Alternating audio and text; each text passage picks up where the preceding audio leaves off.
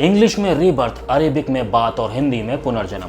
पुनर्जन्म एक ऐसा पेचीदा टॉपिक है जिसे समझने के लिए बहुत सारी स्टडी भी कम पड़ती है। पर मेरे हाथ में हाउ इज मैन बॉर्न का हिंदी रूपांतरण पुनर्जन्म क्यों और कैसे। इंसान जब मरता है तो हाथ, पैर, मुंह, पीठ, यहाँ तक कि मस्तिष्क यानी ब्रेन भी या तो जल कर या फिर गल कर खत्म हो जाते हैं। तो ऐसी कौन सी चीज़ है जो पिछले जन्म की यादों को एक नए शरीर तक पहुंचा देती है। अब मेरे कुछ सवाल हैं।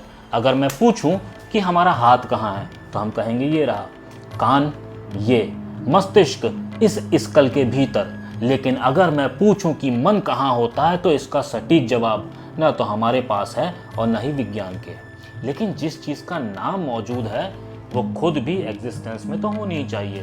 तो क्या ये मन ही है जो यादों को एक शरीर से दूसरे शरीर तक पहुंचा सकता है। ये किताब स्वामी विवेकानंद को कोट करती है। कहती है कि अगर भविष्य में चिरकाल के लिए तुम्हारा अस्तित्व रहना संभव है तो संभव है कि तुम्हारा अस्तित्व अनादिकाल से था। और यही बात सजीव को निर्जीव से अलग करती है। सजीव मतलब विद जीव, एंड दिस जीव इज सेड टू बी आत्मा और सोल। जेनेटिक्स के हिसाब से क्रोमोसोम्स के 23 जोड़ों में जीन पाई जाती है, and you know this gene is just an imaginary entity.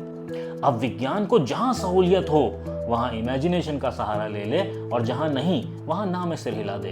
वैसे भी रीबर्थ की लाखों स्टोरीज को विज्ञान आज तक झुठला नहीं पाया।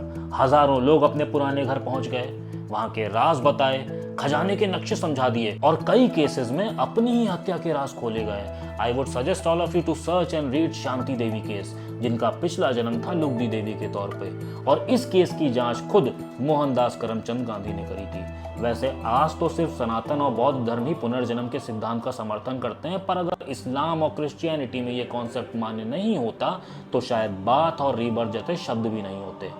जैसे योगा को हर भाषा में योगा ही कहा गया क्योंकि उन संस्कृतियों के लिए ये एक नया कॉन्सेप्ट था।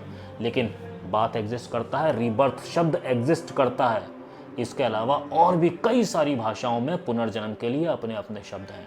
तो क्या पुनर्जन्म एक ऐसा राज है जिसे विज्ञान कभी समझ नहीं पाएगा, या इस पर भी कभी कोई वैज्ञानिक एक डिटेल्ड रिपोर्ट निकाल देगा? क्या कभी सुनी है आपने कोई कहानी रीबर्थ की फेस टू फेस? कमेंट कीजिएगा।